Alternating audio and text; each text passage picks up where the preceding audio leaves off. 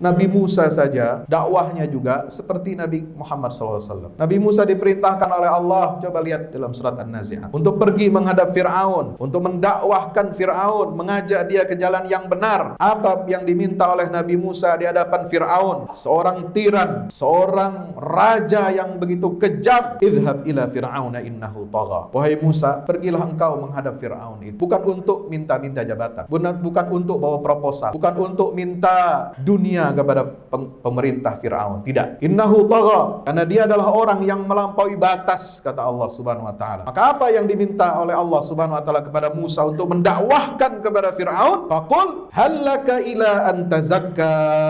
Katakanlah kepada Fir'aun itu, wahai Musa, adakah keinginanmu untuk menyucikan jiwamu? Jiwamu itu sudah terlalu kotor. Jiwamu itu tidak masuk lagi cahaya ilahi. Jiwamu itu tidak lagi bisa menerima kebenaran. Ayo bersihkan hati itu. Jiwamu itu sudah karatan. Jiwamu itu sudah hitam pekat. Masih ada kesempatan Allah berikan kepada Fir'aun dengan mengutus Musa alaihi salam mendakwahkan Fir'aun itu untuk apa? Untuk menyucikan jiwanya. Faqul hallaka ila an tazakka wa ahdiyaka ila rabbika fatakhsha. Dan aku akan menunjukimu, wahai Fir'aun, kepada Tuhanmu, kepada jalan Tuhanmu. Fatakhsha, sehingga engkau takut kepadanya. Jadi rasa takut kepada Allah akan hadir kalau hati kita ini bersih. Kalau hati kita kotor, kita tidak punya rasa takut lagi kepada Allah. Kalau hati kita sudah dipenuhi dengan kemaksiatan, tidak pernah menyebut Allah Subhanahu wa taala, tidak pernah membaca ayat-ayatnya, tidak pernah merenung, tidak pernah bermuhasabah, maka hati kita itu tidak akan pernah takut dan tunduk kepada Allah Subhanahu wa taala. Kalau Allah saja dia tidak takut, apalagi kepada manusia. Kalau aturan-aturan Allah saja dia langgar, apalagi aturan-aturan negara, aturan-aturan yang dibuat oleh manusia, pasti dia akan langgar dan akan dikangkangi. Bahkan dia sudah merasa di atas hukum, saudara.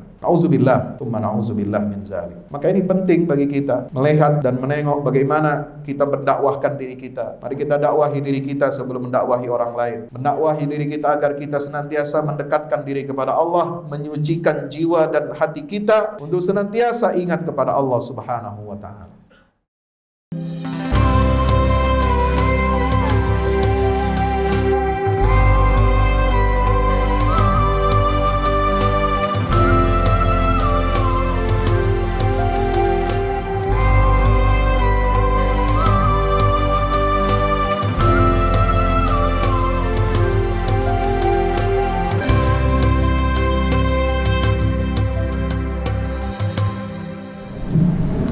Assalamualaikum warahmatullahi wabarakatuh.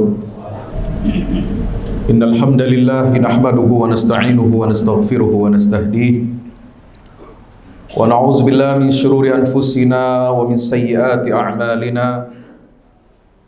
Innahu may yahdihillahu fala mudilla lahu wa may yudlil fala hadiya lahu. Asyhadu an la ilaha illallah wahdahu la syarika lahu wa asyhadu anna Muhammadan abdullahi wa rasuluhu la nabiyya wa la rasula ba'dah. Allahumma salli wa sallim wa barik ala sayyidina wa syafi'ina wa qaidina wa maulana Muhammad wa ala alihi wa ashabihi wa man tabi'ahum bi ihsanin ila yaumil qiyamah, amma ba'd. Ibadallah, usi nafsi wa iyyakum bi taqwallah. Ittaqullaha haqqa tuqatihi wa la tamutunna illa wa antum muslimun. Hadirin ma'asyiral muslimin, jamaah Jumat yang insyaallah mudah-mudahan kita semua senantiasa diberkahi dan dirahmati oleh Allah Subhanahu wa taala. Puji syukur kehadirat Allah marilah senantiasa kita panjatkan atas nikmat, karunia, taufik dan hidayahnya kita masih dapat diberikan kekuatan, diberikan taufik dan hidayah oleh Allah Subhanahu wa taala untuk meringankan kaki kita, membulatkan tekad kita untuk melaksanakan semua kewajiban-kewajiban kita sebagai hamba Allah Subhanahu wa taala, terutama di hari Jumat yang berbahagia ini kita melaksanakan ibadah Jumat. Mudah-mudahan ibadah Jumat kita senantiasa diterima dan diridhai oleh Allah Subhanahu wa taala. Salawat dan salam tak lupa mari kita sampaikan kepada junjungan kita baginda Rasulullah Muhammad sallallahu alaihi wasallam serta seluruh keluarga dan para sahabatnya. Mudah-mudahan juga tercurah limpahkan untuk kita semua pengikutnya hingga yaumil qiyamah. Hadirin ma'asyiral muslimin rahimakumullah. Mari kita sama-sama meningkatkan kualitas iman dan takwa kita kepada Allah Subhanahu wa taala dengan senantiasa menjaga hududullah, melaksanakan perintah-perintah Allah dan menjauhi semua larangan-larangan Allah Subhanahu wa taala sesuai dengan kemampuan kita masing-masing. Dengan tekad yang kuat, dengan niat yang ikhlas karena Allah Subhanahu wa taala, maka insyaallah ketakwaan kita ini akan menghasilkan dan membuahkan kebaikan dan kemaslahatan untuk negeri dan bangsa kita. Sebab Allah taala berfirman, "Walau anna ahlal qura amanu wattaqau la fatahna 'alaihim barakatin minas sama'i wal ardi walakin kadzdzabu fa akhadnahum bima kanu yaksibun." Sungguh kata Allah, seandainya penduduk negeri, penduduk satu negeri, suatu bangsa itu mereka beriman dan bertakwa kepada Allah Subhanahu wa taala, maka pastilah kami akan turunkan, kami akan bukakan keberkahan-keberkahan dari langit dan dari bumi. Tetapi sayangnya mereka kebanyakan mendustai risalah. Maka oleh sebab itu kata Allah, kami siksa dan azab mereka sesuai dengan perbuatannya itu. Hadirin yang dimuliakan Allah Subhanahu wa taala. Bagaimana Rasulullah membangun masyarakat yang beriman dan bertakwa? Selama di Makkah 13 tahun dakwah Rasulullah sallallahu alaihi wasallam, selain mengajak dan menyeru umat yang kufur, umat yang musyrik kepada Allah, beliau menyerukan untuk masuk Islam, untuk menerima Islam, tetapi dengan bagaimana caranya? Yaitu dengan ajakan dan seruan yang paling mendasar untuk membersihkan dan menyucikan jiwa kita.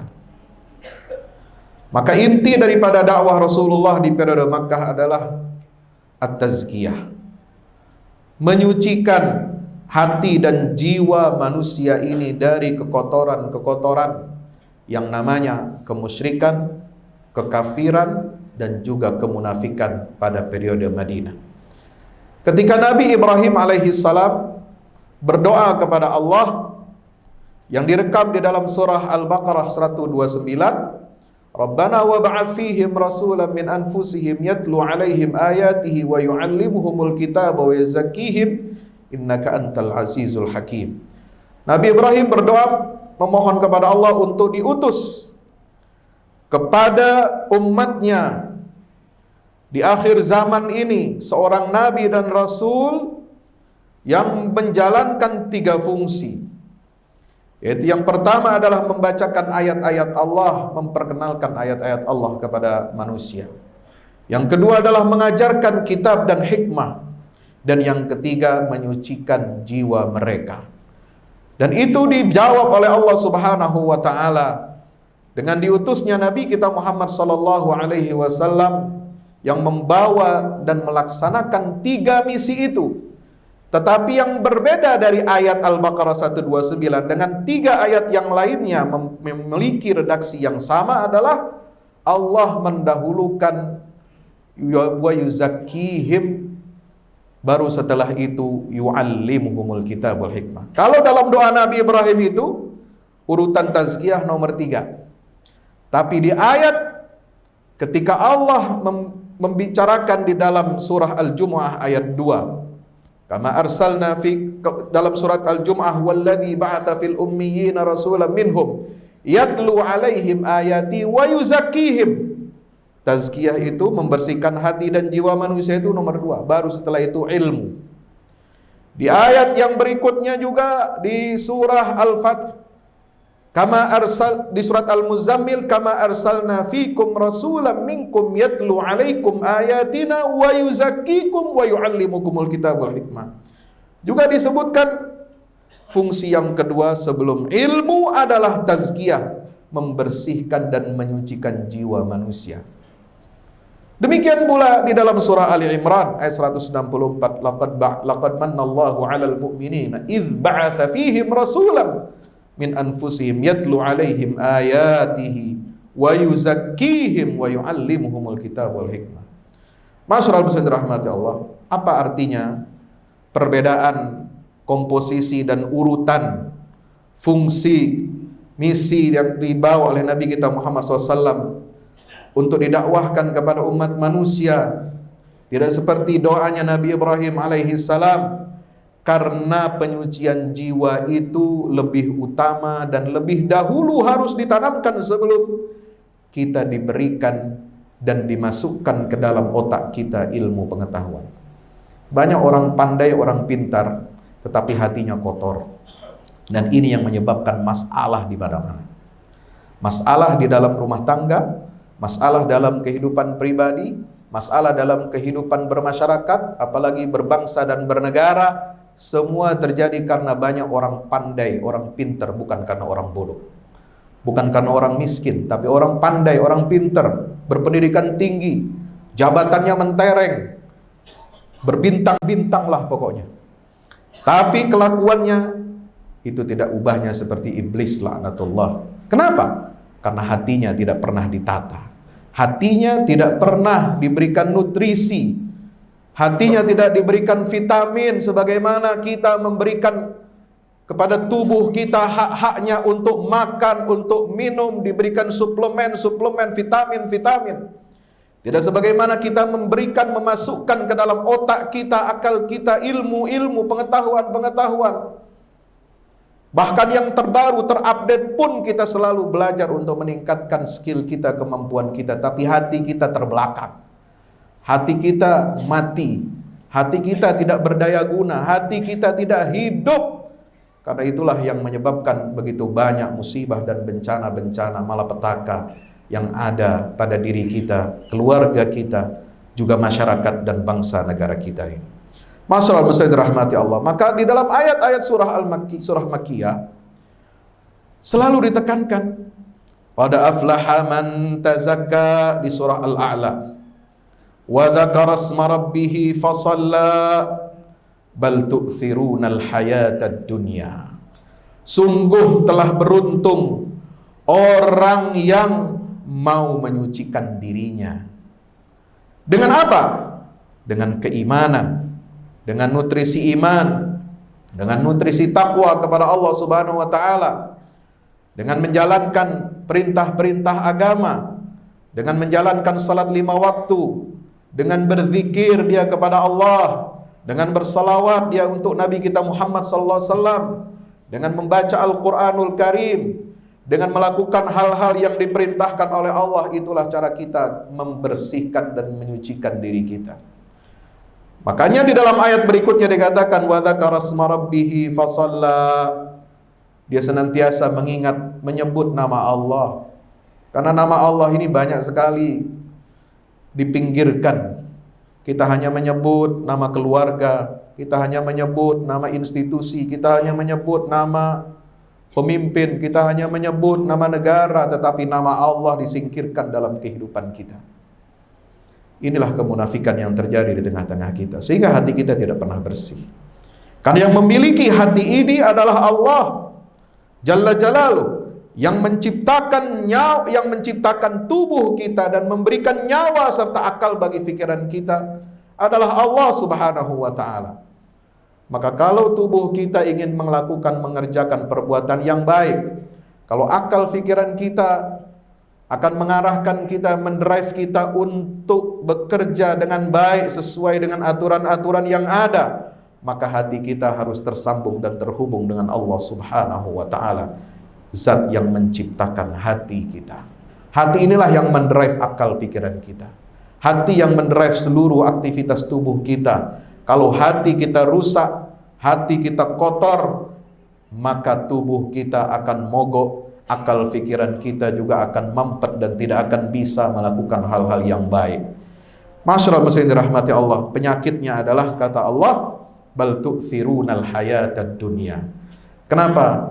Allah sudah mengingatkan kepada kita untuk kita menyucikan jiwa kita, menyucikan diri kita, memprioritaskan Allah dalam kehidupan kita, dan melaksanakan salat sebagai kewajiban kita untuk membersihkan hati kita 5 kali sehari. Ini fungsi salat 5 kali sehari itu adalah untuk membersihkan jiwa kita, untuk menyucikan jiwa kita 5 kali sehari. Maka yang menjadi masalah adalah bal tu'thirunal hayatad dunya, sayang, beribu sayang, tapi kalian lebih mengutamakan, lebih memprioritaskan dan lebih mendahulukan kehidupan dunia yang fana ini. Nauzubillah, tsumma nauzubillah min zalik. Cinta kepada dunia, itsar, bahkan mendahulukan, bukan hanya sekedar cinta. Kecintaan mati terhadap dunia menyebabkan kita mendahulukan kepentingan dunia daripada kepentingan akhirat. Maka ini yang menyebabkan kita buta mata, buta hati, buta pikiran kita. Lalu kita menerabas semua aturan-aturan yang telah ditetapkan oleh agama maupun oleh negara kita. Masyarul muslimin dan Allah Subhanahu wa taala. Maka Nabi Musa saja dakwahnya juga seperti Nabi Muhammad SAW. Nabi Musa diperintahkan oleh Allah, coba lihat dalam surat An-Nazi'at, untuk pergi menghadap Fir'aun, untuk mendakwahkan Fir'aun, mengajak dia ke jalan yang benar. Apa yang diminta oleh Nabi Musa di hadapan Fir'aun, seorang tiran, seorang raja yang begitu kejam. Idhab ila Fir'auna innahu tagha. Wahai Musa, pergilah engkau menghadap Fir'aun itu. Bukan untuk minta-minta jabatan, bukan untuk bawa proposal, bukan untuk minta dunia kepada pemerintah Fir'aun, tidak. Innahu tagha, karena dia adalah orang yang melampaui batas, kata Allah Subhanahu wa taala. Maka apa yang diminta oleh Allah Subhanahu wa taala kepada Musa untuk mendakwahkan kepada Fir'aun? Faqul hallaka ila an tazakka. Katakanlah kepada Fir'aun itu, wahai Musa, adakah keinginanmu untuk menyucikan jiwamu? Jiwamu itu sudah terlalu kotor. Jiwamu itu tidak masuk lagi cahaya ilahi. Jiwamu itu tidak lagi bisa menerima kebenaran. Ayo, bersihkan hati itu. Jiwamu itu sudah karatan. Jiwamu itu sudah hitam pekat. Masih ada kesempatan Allah berikan kepada Fir'aun dengan mengutus Musa alaihi salam mendakwahkan Fir'aun itu untuk apa? Untuk menyucikan jiwanya. Faqul hallaka ila an tazakka wa ahdiyaka ila rabbika fatakhsha, dan aku akan menunjukimu wahai Fir'aun kepada Tuhanmu, kepada jalan Tuhanmu, fatakhsha, sehingga engkau takut kepadanya. Jadi rasa takut kepada Allah akan hadir kalau hati kita ini bersih. Kalau hati kita kotor, kita tidak punya rasa takut lagi kepada Allah. Kalau hati kita sudah dipenuhi dengan kemaksiatan, tidak pernah menyebut Allah Subhanahu wa ta'ala, tidak pernah membaca ayat-ayatnya, tidak pernah merenung, tidak pernah bermuhasabah, maka hati kita itu tidak akan pernah takut dan tunduk kepada Allah Subhanahu wa ta'ala. Kalau Allah saja dia tidak takut, apalagi kepada manusia. Kalau aturan-aturan Allah saja dia langgar, apalagi aturan-aturan negara, aturan-aturan yang dibuat oleh manusia, pasti dia akan langgar dan akan dikangkangi. Bahkan dia sudah merasa di atas hukum, saudara. Nauzubillah, tsumma nauzubillah min zalik. Maka ini penting bagi kita melihat dan menengok bagaimana kita mendakwahkan diri kita. Mari kita dakwahi diri kita sebelum mendakwahi orang lain. Mendakwahi diri kita agar kita senantiasa mendekatkan diri kepada Allah, menyucikan jiwa dan hati kita untuk senantiasa ingat kepada Allah Subhanahu wa ta'ala. Inilah hebatnya agama. Kenapa Nabi Musa, Nabi Muhammad dan nabi-nabi serta rasul lainnya mengajak untuk manusia ini supaya betul lurus jalan hidupnya. Bahkan tidak sedikit resiko yang mereka hadapi. Fir'aun menghadapi resiko yang luar biasa. Bahkan sebelum dia lahir dia sudah menghadapi resiko. Resiko untuk dibunuh. Atas perintah Fir'aun, semua bayi laki-laki dari Bani Israel sudah diperintahkan, sudah ada dekret presidennya untuk dibunuh. Tidak boleh ada yang selamat. Tapi Allah selamatkan Fir'aun, Allah selamatkan Nabi Musa alaihi salam. Nabi Muhammad SAW juga demikian. Banyak sekali resiko-resikonya. Bahkan sebelum beliau lahir juga, Ka'bah itu akan diserang dan dihancurkan oleh Abraha, seorang raja yang musyrik dari Yaman.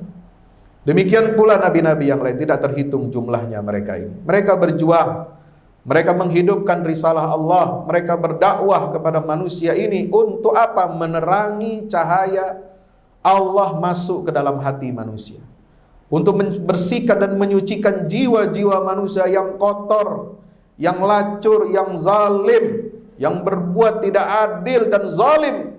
Zalim kepada Allah, ini perbuatan syirik yang besar. Zalim kepada manusia juga perbuatan syirik, perbuatan zalim yang luar biasa.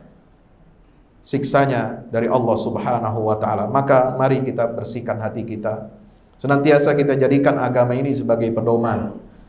Agama ini sebagai penyelamat bagi kehidupan kita. Agama ini bukan ancaman. Ma'asyiral muslimin rahmati Allah. Islam ini, risalah Islam ini adalah risalah rahmat dari Allah untuk seluruh alam semesta. Rahmat Allah buat alam semesta untuk apa? Untuk membersihkan dan memuliakan manusia ini agar kembali kepada fitrah tauhidnya. Kembali mengikuti rambu-rambu, aturan-aturan dari Allah agar kehidupan di atas muka bumi ini berjalan dengan baik, berjalan dengan tenang, damai, sejahtera. Itulah kenapa Allah berpesan kepada Nabi Adam alaihissalam setelah turun ke bumi, "Qul nahbitu minha jami'an fa imma ya'tiyannakum minni hudan faman tabi'a hudaya fala khaufun 'alaihim wala yahzanun wala hum yahzanun." Petunjuk Allah, petunjuk agama, petunjuk dari kitab suci ini akan mengantarkan ke kita sehingga menjadi hamba-hamba manusia-manusia yang tidak akan punya rasa takut, rasa khawatir dan rasa sedih menghadapi kehidupan ini. Dalam masalah-masalah apa saja. Baik itu dalam masalah ekonomi, ekonomi dalam keluarga, ekonomi dalam bermasyarakat, ekonomi dalam bernegara, dalam masalah sosial, masalah politik, masalah kepemimpinan dan sebagainya. Ini semua kalau kita mengikuti arahan dan petunjuk agama, maka akan selesai semua urusan-urusan kita ini dan senantiasa terbimbing dan diarahkan oleh Allah Subhanahu wa taala ke jalan yang Dia ridhai. Ma'asyiral muslimin yang dimuliakan Allah Subhanahu wa taala, maka kita tidak boleh memposisikan agama ini yang memiliki fungsi untuk apa? Mengajarkan ayat-ayat Allah kepada kita, yang menyucikan jiwa kita dan mengajarkan kepada kita kitab dan hikmah sebagaimana yang menjadi misi Rasulullah Muhammad sallallahu alaihi wasallam. Jangan sekali-kali kita jadikan agama ini sebagai musuh dan ancaman dalam kehidupan kita. Justru kita bersyukur negeri dan bangsa ini sejak ditulis undang-undang dasarnya, sejak dia merdeka, telah megang teguh komitmen untuk berketuhanan yang Maha Esa. Telah berkomitmen untuk menjaga nilai-nilai ketuhanan, yaitu nilai-nilai tauhid yang bersumber dari Allah Subhanahu wa taala. Kita tidak boleh mengganti, menggeser, apalagi menghilangkan frasa iman dan takwa kepada Allah Subhanahu wa taala dalam setiap urusan kita, dalam setiap undang-undang yang menjadi turunan undang-undang dasar kita itu. Kita tidak boleh alergi dengan kata-kata iman dan takwa, apalagi akhlak mulia. Ini mau ada revisi lagi undang-undang Sisdiknas, untuk apa? Siapa yang menggerakkan tangan-tangan jahil ini yang ingin menghilangkan frasa kata-kata yang dekat dengan agama itu? Ini sudah benar. Arah bangsa ini jangan lagi diubah, jangan dibelokkan lagi menjadi arah sekularisme dan liberalisme, yang mana itu hanya akan mengantarkan kita kepada kehancuran dan kebinasaan. Memang betul, banyak pihak-pihak yang tidak ingin negara ini berketuhanan yang Maha Esa.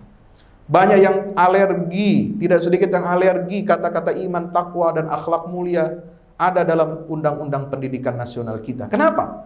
Karena kalau itu betul-betul dipatuhi, betul-betul dihormati dan dijunjung tinggi, maka propaganda-propaganda mereka yang ingin mensekulerkan dan meliberalkan dunia pendidikan kita itu tidak akan berhasil. Kampanye LGBT, kampanye kerusakan-kerusakan Bahkan untuk tingkat sekolah dan mahasiswa perguruan tinggi kita itu akan bebas sebebasnya kalau kata-kata iman dan takwa serta akhlak mulia itu hapus dari negeri ini. Masyaallah yang dirahmati Allah, karena pendidikan ini adalah pondasi bagi berdirinya tegaknya suatu umat, satu bangsa. Akhlak tidak akan bisa baik, tidak akan bisa menyebar dengan merata tanpa pondasi pendidikan dari dasar sampai tingkat tinggi. Maka ini adalah satu hal yang sangat memalukan, yang sangat menghinakan para pendiri bangsa kita kalau kita berupaya untuk memisahkan nilai-nilai agama dari kehidupan berbangsa dan bernegara kita. Barakallahu li wa lakum fil Qur'anil azim wa nafa'ani wa iyyakum bima fihi minal ayati wa dzikril hakim. Aqulu qawli hadza fastaghfiru innahu wal ghafurur rahim. Alhamdulillahi wahdahu sadaqa wa'dah wa nasara 'abdahu wa 'azza jundahu wa hazama al-ahzaba wahdah. Asyhadu an la ilaha illallah wahdahu la syarika lah wa asyhadu anna Muhammadan 'abduhu wa rasuluhu la nabiyya wa la rasula ba'dah. Allahumma salli ala Muhammad wa ala alihi wa sahbihi wa barik wa sallim tasliman katsira. Ibadallah, usi nafsi wa iyyakum bi taqwallah. Ittaqullaha haqqa tuqatih wa la tamutunna illa wa antum muslimun. Qala Allah Ta'ala fi kitabihil karim, a'udzu billahi minasyaitonir rajim. Bismillahirrahmanirrahim. Wa may ya'tihi mu'mina qad 'amilas shalihat fa ulaika lahumud darajatul 'ula. Jannatu 'adnin tajri min tahtihal anhar khalidina fiha wa dzalika jazaa'u man tazakka. Allah Ta'ala berfirman dalam surah Taha ayat 75 dan 76, siapa yang datang kepada Allah dalam keadaan beriman dan beramal saleh. Kalau kita ingin diterima di hadapan Allah Subhanahu wa taala dengan sebaik-baiknya, maka kita harus bawa bekal ini, Saudara. Bukan datang kepada Allah dengan tangan kosong. Bukan datang kepada Allah dengan tidak membawa iman, tidak bawa amal saleh. Harus ada bekal yang kita bawa ketika kita menghadap Allah Subhanahu wa taala. Apa bekal itu? Mukminan, dalam keadaan beriman, qad 'amilas shalihat, dan beramal saleh. Maka mereka itu akan mendapatkan, kata Allah, ad-darajatul ula, derajat yang tinggi dan mulia. Apa derajat yang tinggi dan mulia itu? Dijelaskan dalam ayat berikutnya, jannatu 'adnin tajri min tahtihal anharu khalidina fiha, yaitu surga-surga Aden. Surga-surga yang penuh dengan kenikmatan, yang di bawahnya mengalir sungai-sungai. Mereka kekal abadi di dalamnya selama-lamanya. Wa dzalika jazaa'u man tazakka. Itulah balasan bagi orang yang mau menyucikan dirinya.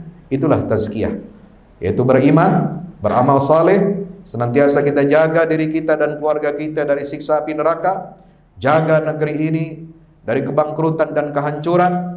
Dengan apa? Dengan menyebarnya nilai-nilai iman, nilai-nilai takwa kepada Allah Subhanahu wa taala, dan amal saleh dengan prestasi-prestasi kerja kita di bidang kita masing-masing. Kita berikan yang terbaik untuk negeri dan bangsa ini. Mudah-mudahan khutbah Jumat ini bermanfaat. Mari kita berdoa kepada Allah Subhanahu wa taala agar Allah senantiasa meninggikan derajat kita, menguatkan iman dan Islam kita, meneguhkan ketakwaan kita, dan mudah-mudahan anak-anak cucu keluarga kita semuanya mendapatkan perlindungan, mendapatkan keberkahan dari keimanan dan ketakwaan orang tuanya.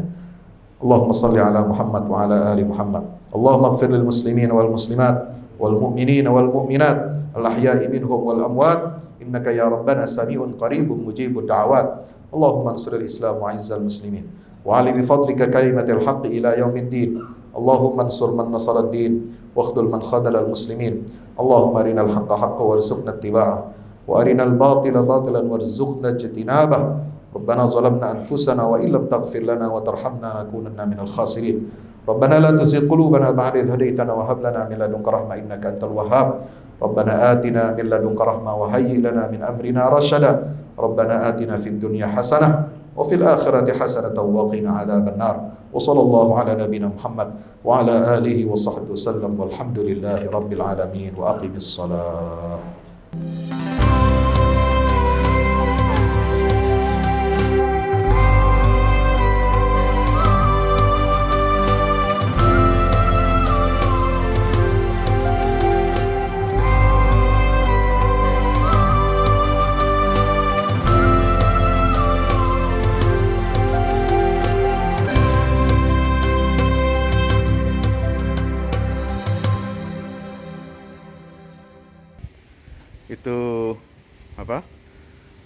tangga buat ke bawah. Yang ini di atas buat toren 2 biji. Ini semua udah dikeliling tembok. Ya, ini untuk lantai paling atas buat futsal, buat jemuran, buat tanaman hidroponik juga ntar insya Allah. Ya, terus support ya teman-teman. Alhamdulillah terus selesai pengecorannya semuanya. Ya, ini progres kita terbaru.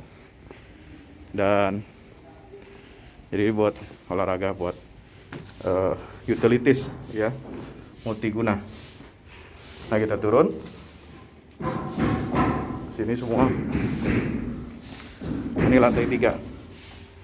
Ini untuk asrama ya, untuk kamar-kamar, dan nah di situ musola. Nanti di situ musola ya. Ini kamar-kamar dan musola buat santri-santri tahfiz kita insya Allah.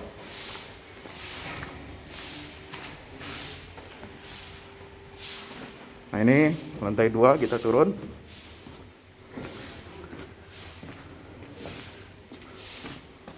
Ini untuk kelas-kelas ya. Kelas-kelas tahfidz, kelas-kelas tadabbur. Insya Allah mau udah jadi. Alhamdulillah bukan dukungan antum semua. Nah, tinggal ke bawah di sini buat aula. Aula semua di sini ya. Mohon doanya terus. Mudah-mudahan berkah. Mudah-mudahan cepat jadi finishing. Kira-kira finishingnya ini butuh 1,5 M lagi ya. Mudah-mudahan. Al-Fatihah. Al-Fahmu Institute mempersembahkan serangkaian buku karya Ustadz Fahmi Salim LCMA. Buku pesan-pesan tauhid untuk negeri di masa pandemi. Buku mutiara ilmu-ilmu Al-Quran. Ada diskon 20% untuk buku tafsir sesat 58 esai kritis wacana Islam di Indonesia dan buku kritik terhadap studi Al-Quran kaum liberal. Anda dapat memesannya melalui layanan WhatsApp di nomor 0877 063 7192 dengan format pemesanan ketik nama, alamat lengkap, nomor handphone, dan jumlah buku yang diorder. Ongkos kirim di luar harga buku dan menyesuaikan wilayah dengan paket standar. Lampirkan juga bukti transfer Anda ke rekening BNI Syariah di 0631 748573. Tunggu apa lagi? Pesan sekarang.